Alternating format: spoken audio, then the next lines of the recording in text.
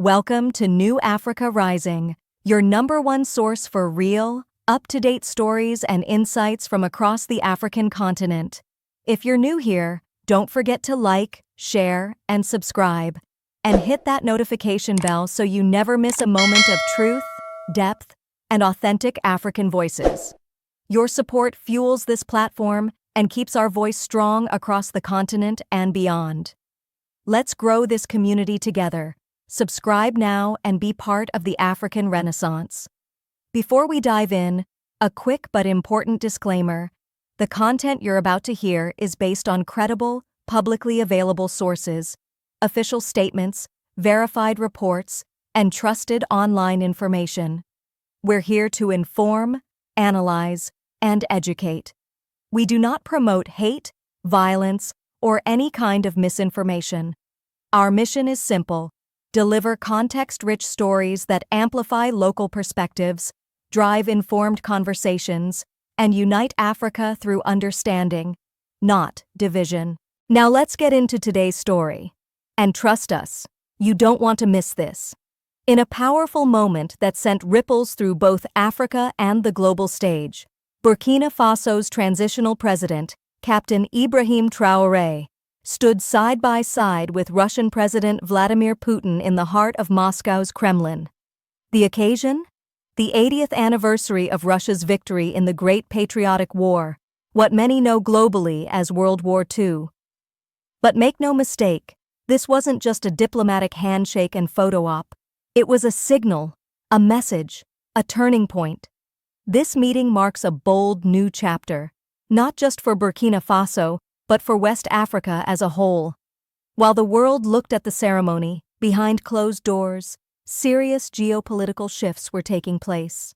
Russia is stepping deeper into the African arena, as France and other Western powers are gradually being shown the exit. So the big question: what does this new alliance between Burkina Faso and Russia really mean? Is Russia simply stepping in where colonial powers left off, or is something bigger happening? Can this cooperation stop terrorism, rebuild broken institutions, and fuel African development? Let's break it all down. On May 9, 2025, Captain Ibrahim Traoré touched down in Moscow. His visit was more than a courtesy. It was a loud and clear signal that Burkina Faso is ready to chart a new path, one that rejects dependence on its former colonial masters. At the Kremlin, President Putin welcomed Traoré with open arms and deep respect. He even honored the memory of 30,000 men from what is now Burkina Faso, who fought under Free France during World War II.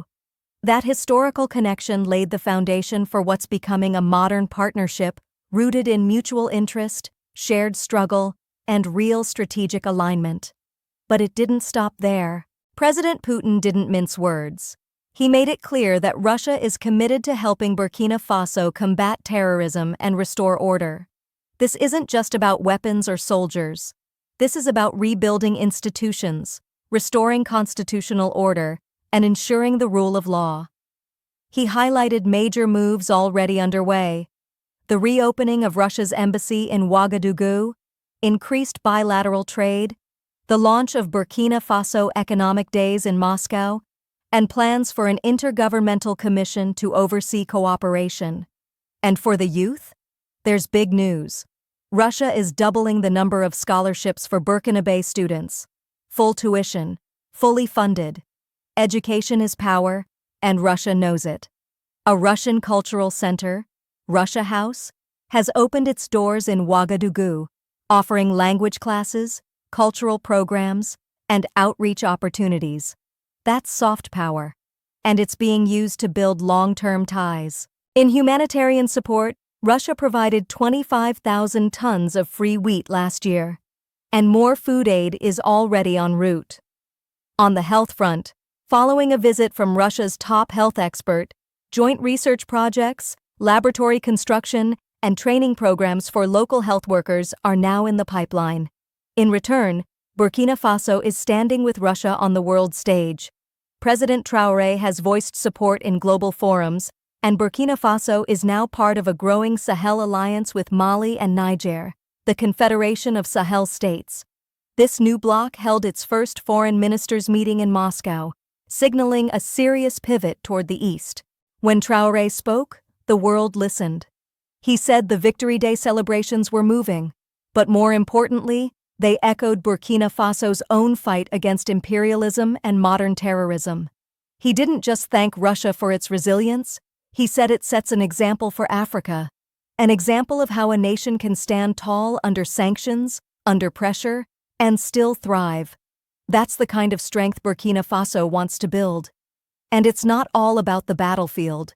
Traoré called for a revolution in science, technology, and education. He visited Russia's prestigious Mendeleev Institute and asked for Russian universities to open campuses in West Africa. Why? Because Africa doesn't suffer from lack of ambition. It suffers from lack of technical access. Traoré wants engineers, scientists, and innovators to rise from African soil, and Russia, it seems, is willing to help make that happen. He was also crystal clear: terrorism isn't just a local issue, it's political, it's global, it's rooted in past exploitation. To fight it, Africa must build strong armies, strong minds, and strong institutions. That means sovereignty, not dependency. Now, how has the world reacted? Inside Burkina Faso, many see this visit as a bold move toward true independence, a breakaway from French influence, a chance to build the future on African terms. But in Western circles, the alarm bells are ringing. Critics argue that deeper Russian influence could spark a new Cold War in Africa, turning the Sahel into a chessboard for global power games. Mali and Niger, however, are cheering Traoré on. This visit is being hailed as a validation of their regional alliance and a sign that West Africa is ready to stand united, strong, and sovereign. So the question remains: is this partnership with Russia the key to peace, progress, and true African independence? Or is it a risky move that could deepen global rivalries in an already fragile region? What do you think? Let us know in the comments below. Are we witnessing a historic pivot that will finally unleash Africa's potential? Or are we stepping into dangerous waters? Your opinion matters. Your voice is part of this conversation. And hey, if you haven't subscribed yet, what are you waiting for? Hit that subscribe button, tap the bell for notifications, and share this video with your friends, family, and everyone who needs to understand what's really happening in Africa right now. This is Pulse of Africa, bringing you the stories they don't want you to hear, the context they don't want you to see, and the African voices that truly matter. Stay informed, stay connected, and most importantly, stay proud. We'll see you in the next video. Don't forget to like, comment, and subscribe. Peace.